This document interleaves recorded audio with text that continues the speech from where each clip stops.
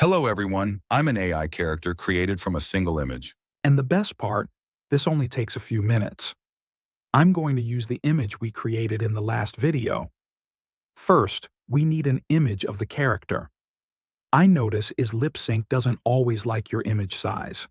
So I take the original that I downloaded and recreate a smaller scale like a 1:1 scales. Next, we choose the voice. Most platforms give you built-in voices or allow custom voices. I will be using the audio here. For this example, I'll choose a natural-sounding voice. Hello everyone, I'm an AI character created from a single image. This text becomes the dialogue your character will speak. Now we have our image and audio. Let's bring them to life. When you select the Video tab, you'll see you have choices. Look them over, but we're going to use the lip sync option.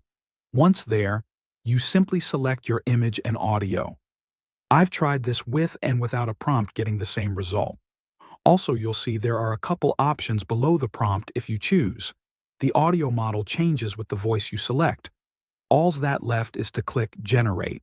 Remember, shorter sentences usually animate better.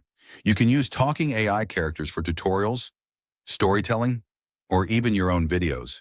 Next, I'll show you how to turn this character into a full AI video scene.